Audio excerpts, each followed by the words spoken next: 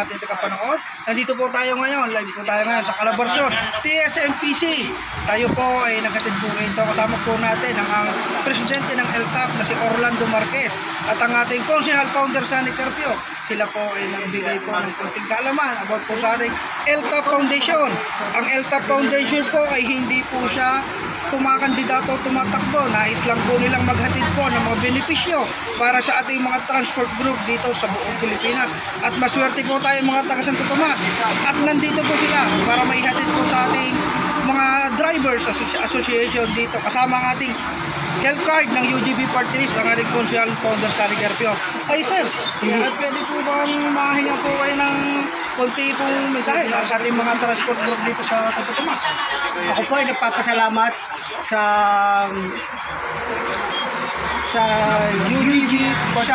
UGG Party List na kung saan ay ito ay makakatulong sa aming hanay ng drivers, operators, na kung saan ay malaking tulong ito na may bibigay sa aming health problems.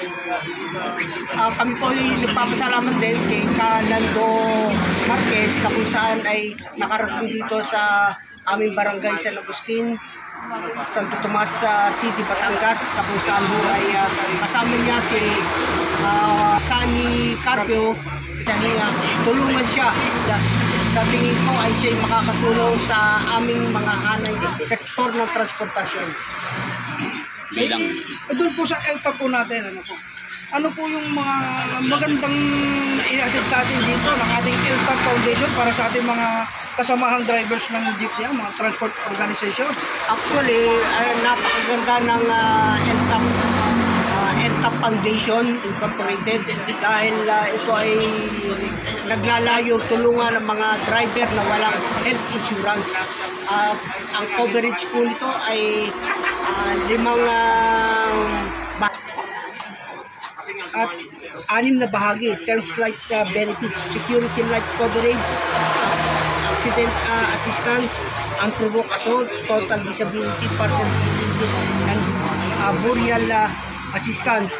Ito ay kailangan ng mga driver dahilan sa tingin ko dito sa aming rota ay wala pang nakakabil ng ganitong klaseng benepisyo para sa insurance, na ito ay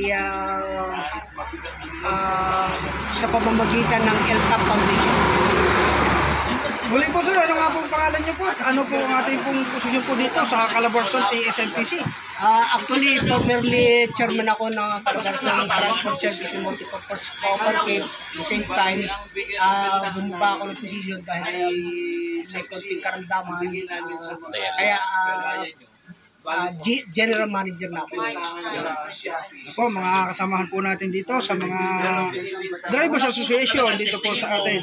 Ngayon po, naipahatid na po natin dito po sa Calabarzon TSMPC, Calabarzon Transport Service and Multipurpose Cooperative, ang LTAP Foundation. At nakasama po nila dyan ang ating makisig at konsehal ng bayan at tumatakbo sa atin, konsehal Sunny Carpio. Naghatid din po siya ng health card kasi lahat po ng transport group organization ay pwede po kayong makipag-coordinate po sa TSMPC, sa ating pong LTAP Foundation. At kung ano man po ang nais namin maitulong po sa inyong lahat sa mga drivers association dito sa ating Santo Tomas, ay nandito po ang ating UGB Party List, ang ating konsehal founder Sunny Carpio, ang LTAP Foundation. Patulong nyo po sila sa lahat. Tignan mo yung usok mo ngayon, di ba? Pakusukin mo. Sir, maraming salamat po sa araw po. Salamat din po ng aming pagpapauna sa amin. Yes, Kuya Makata.